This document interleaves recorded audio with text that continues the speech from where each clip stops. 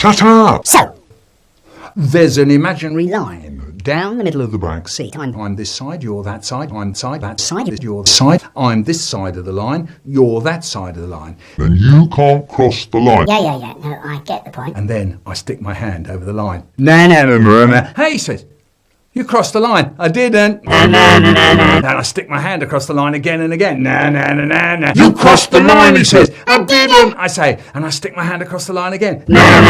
Mom! He crossed the line. I didn't. I say, and my dad's hand goes up to the side of his face, and The noise. my brother used to imitate it. If I was making a racket, my brother would walk round the house going, The noise. The noise. my dad couldn't stand any noise at breakfast. One, and it was the glare. He comes downstairs, sits down in the chair, opens up the newspaper. You can't see him. All you can see is his hand. It comes out from behind the newspaper. We used to stare at the hand coming out, grabbing the cup, disappearing behind the paper. Once, my brother moved the coffee cup. He goes, the hand came out. Once, I sat there, and a little voice inside me said, Hey, Why don't you practice playing drums on the side of the table? I said, no, that'd be crazy. Dad can't stand any noise at breakfast. and the little voice said, yeah, but you know you want to. Go on, yeah, pick up the knife and fork and away you go. No, I couldn't. But I did! Knife, fork, side of the table, and the newspaper came down and my dad's hand went up to the side of his face. He started to say, the noise. But my brother was in there quick with, the noise. And my dad was left there with his hand in midair, still trying to say that.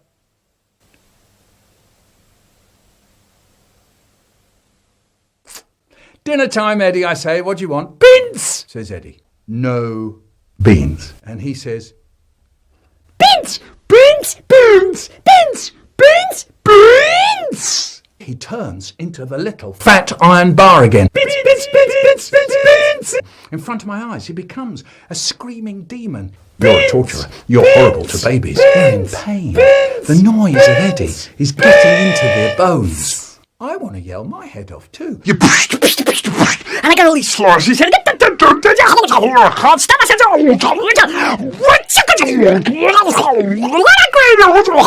You get told you prick.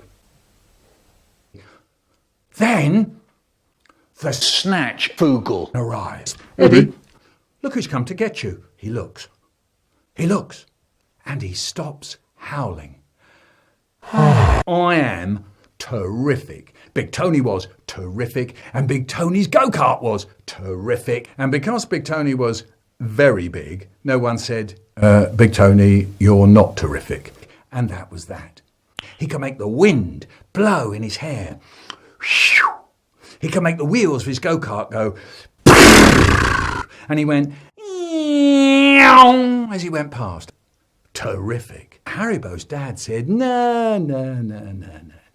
Big metal staples. And he gave us some. He said they were heavy duty. Heavy duty? That sounded terrific.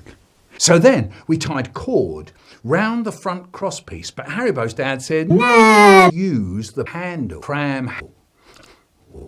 Control. Wow. That sounded. Terrific. Our go-kart was ready. So we took it up to the top of Moss Lane. And Haribo said, I'll steer. And he did. It was fantastic. The road went blurry. Can I have a go? Haribo said, no. Oh, go on, I said. No, he said, you've never done it before. Oh, go on, Haribo, let me have a go. Go on, I mean. Blimey, come on, Haribo. Go on. No. Okay. Don't worry about it. Now look out, won't you? Yeah. I know. And away we went. Hair. Yeah. The wheels. Yeah. Me. Yeah. But Halfway down Moss Lane, there's Moss Close, and that's where the road curves. I saw Moss Close coming up really fast. Steer! Shouts Haribo. Steer, you big wally. And the whole world went round once and twice and 3 times, and my head went rolling down the road, pulling me after it. Haribo was crying. I breathed in, and it kind of whistled. There it was again. We walked home. It was still whistling. I told Mum everything, and she said, Well, your teeth will probably fall out, you know. One of those nice things that mums sometimes say. Next day at school, they were all asking about the crash. They all looked at my tooth. And the tooth. Wow. That sounded terrible. When Haribo got his racer, his brand new racing bike, For Christmas. I didn't ask him for a go on it. No, I didn't, no. No, I didn't. I wonder why. Oh, go on. I'd love a torch. Please. It was no good. I wasn't getting anywhere. Then came my birthday. On the table was a big box. In the box, a torch. My dad took it out the box. That is a waterproof torch. Waterproof. I got into the bath, switch on, search for ship and treasure, up, breathe, under again. Then the torch went out. I shook it and banged it. I couldn't get it to go again. My birthday torch. The torch. It won't work. It's broken. And my dad says, what do you mean? It's broken. It couldn't have just break. How did it broken? I don't know.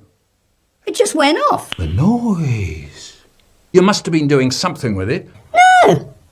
It just went off. Just try telling the truth, will you? How did it break? It just went off. Are you mad? Ruined. Completely ruined. For weeks and weeks he nags a stupid that he wants one of these waterproof Torches, and the first thing he does is wreck it. How long did it last? Connie, how long did it last? 3 minutes? 2 minutes? 2 minutes? 3 minutes? These things cost money, you know. Money. It just went off. We walk into the shop. My dad goes up to the man at the counter and he says, you see this torch? It just went off. It's broken. So the man picks it up. Well, it couldn't have just broken, says the man. How did it break? And my dad says, It just went off. oh, come on, says the man. These torches don't just break down. So I said, well, actually, I was in the kitchen and I got a hard kick on the ankle from my dad. I was in the kitchen and... It just went off. So the man said that he would take it out the back to show Len. He came back a few minutes later and said that Len couldn't get it to work either. It just went off. You'll have to have a new one, he says. I should think so too. Thank you. Outside the shop, my dad says to me, what's the matter with you? Are you crazy? You were going to tell him all about your underwater swimming fandango, weren't you? Blabbermouth. Stand by for the dive bomb. Wow. Did you see that one? We piled up all the cushions in the corner so you could go tunnelling along the wall, round the corner, back to the chair, next to the settee, jugga, jugga, jugga, jugga, jugga, and banging your feet on the floorboards, thutter, thutter, thutter, thutter, thutter. Great! Now away we went. Stand by for dive bomb. Woo! Bouncy, bouncy, bouncy, bouncy. Red Devil! Yahoo! The doorbell. It was the man from downstairs. Is your father in? No, I said. Tell him. It just went off. Yeah, I said. I shall tell your mother and father. It just went off. You'll see. I dashed back to the front room. They looked at me for a long time. That was the man from downstairs. He says we've bust his light or something. It just went off. Blimey, one of them says. You're in trouble. Yeah. Rose is in trouble, they said, and they got up off the floor and dashed out the house. You can bet they didn't hang about or anything.